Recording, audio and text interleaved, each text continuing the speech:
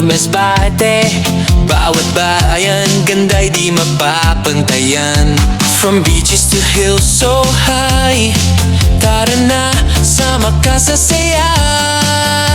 Mga tanawin, likas at buhay, colors of Masbate everywhere.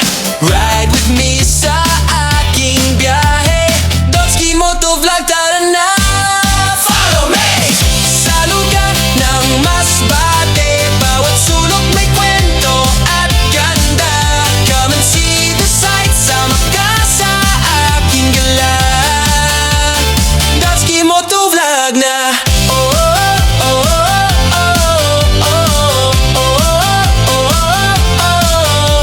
From Kawayan to Mobile Town, Masbate vibes, buhay cool.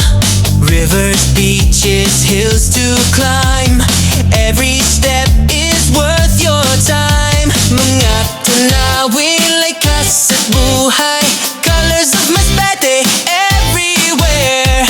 Don't forget to follow my journey, Dotski Motovlog, subscribe para updated ka.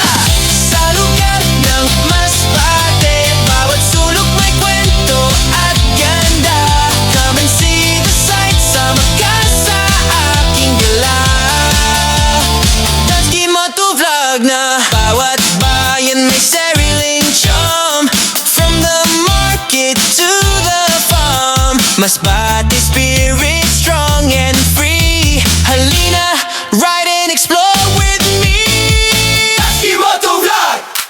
Sa lugar ng Masbate, bawat sulok may kwento at ganda. Come and see the sights, sama ka sa aking gala. Dotski Motovlog ang kasama.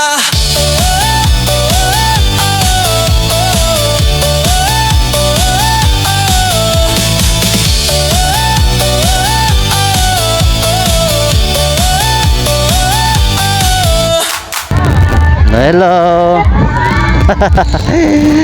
Sabay na. Ay. Shoutout nga pala kay Jameson Libantusia Francisco at Balatuhan family at sa atin ni Litada Sakay. Shoutout po kay Abuncio Sibo Rivera Jr. at Ligaspi family. Mega shoutout at kay Yaya Telia, Yaya Ningning at Yaya Loli. Mega shoutout sabi ni Ria Manyabol. At shoutout din sa Bugnay Mandaon sabi ni Jojo Ruyo at kay Dodoy Rosita at kay Luisito Talavera Vlog at kay Amoyong Vlog. Pasupport na lang mga lodi. Shoutout din pala sa ating mga kaibigan na Injas Moto, Louie Labastida, Angelo Labastida at kay Ka-Alert at syempre kay Nature and Me. Yan, pasupport na lang mga lodi at syempre sa mga taga-Tikaw at Burias, mega shoutout na lang mga amigo. At kung gusto mo pa shoutout, comment down below para sa next vlog i-shoutout kita. So mag-shoutout lang tayo mga amigo pag long video yung ating i-upload ano, pero pag mga short video hindi po tayo makapag-shoutout yan. So andito tayo ngayon mga amigo sa Bagat Dagat kasi merong event ngayon. Ayan, Bagat Dagat Festival ngayon, pero parang iba ngayon ang setup nila mga ludi. Noong nakaraang taon maganda yung setup nila mga amigo kasi pagdating mo pa lang dito sa bungad nila, maganda agad yung makikita mo, pero ngayon wala, iikot ka. Ayan, iikot ka hanggang sa makarating ka dun sa dinaanan natin. Tapos yung mga pagkain nasa baba. Hindi katulad ng dati, nandito lang sa taas yung mga pagkainan, pero ngayon andun na sa baba. Bababa ka pa, pupunta ka pa at maglalakad ka pa pagkapaita. At maganda yung nakaraang taon mga amigo kasi maraming parapol na mga sasakyan. O diba, maraming dumagsa dito sa Bagat Dagat kasi ang daming mga sasakyan na parapol, pero ngayon wala. At syempre maganda rin noon kasi yung stage nila nasa bungad lang. Ayan, so madali mo makita yung mga celebrity at syempre makakapanood ka na maayos sa mga magpe-perform, mga magkakantahan. Ayan o, at makapagpa-picture-picture tayo dyan. Pero ngayon ang stage nila andun ngayon sa gitna ng laot pagkapaita.